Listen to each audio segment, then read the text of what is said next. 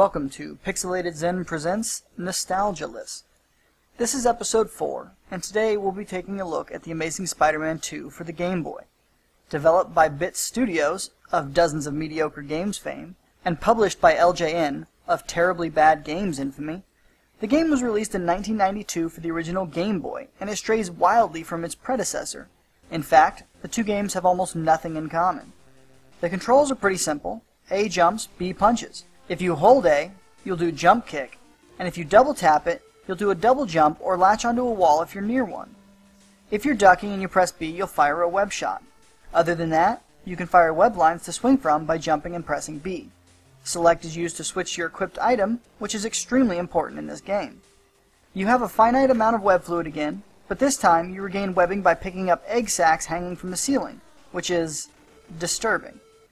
The story is pretty terrible and hard to follow.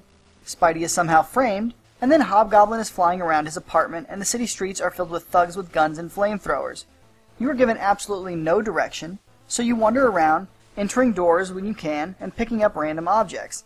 This is where it becomes very adventure game-like. You need a crowbar to enter a boarded-up door. You need a key card to enter the building with the security door.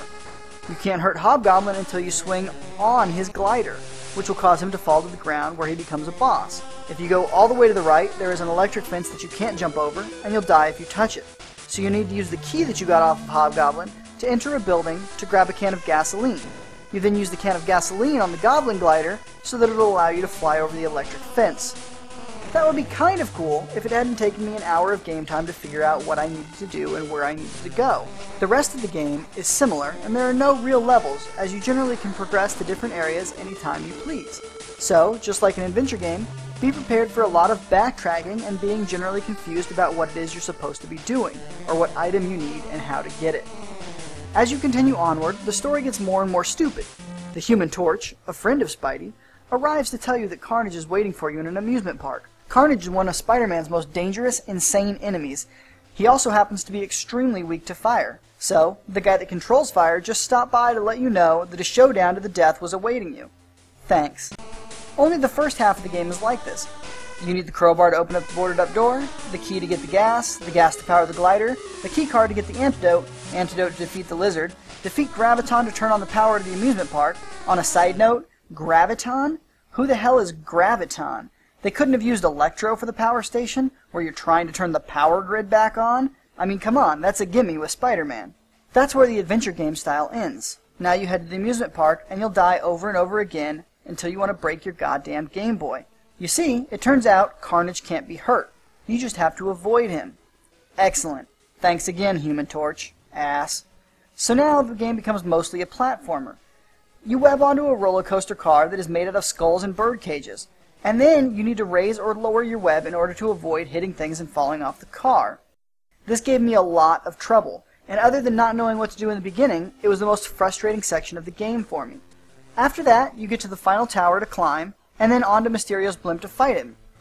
As you walk into the building, you're greeted by Captain America, Wolverine, Cyclops, and the Human Torch, who say that they knew you could do it, and that they believe in you.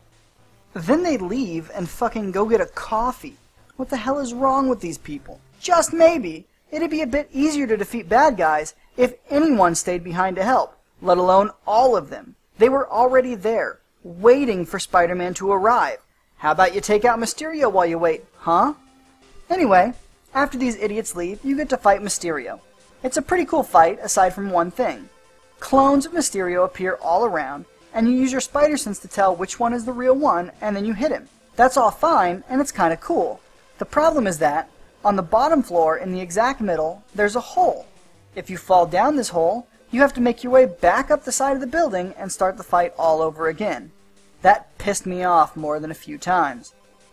That's it though, the story's just kind of over. I guess Mysterio somehow ruined your reputation, and beating him up fixed it? The cutscenes themselves look terrible, even compared to the walkie-talkie scenes from the first game. In fact, all the graphics seem to have taken a step backward. Spidey himself looks like an alien, and everything else seems dark and drab, more like a Batman game than a Spider-Man one. Overall, the game is a huge step backward from the first, though it did manage to improve the controls. The main problem is that at your first playthrough, if you don't look up any hints, you're going to be frustrated and it's going to take you forever. Any subsequent playthrough would be mere minutes, and most of that would not be combat or platforming.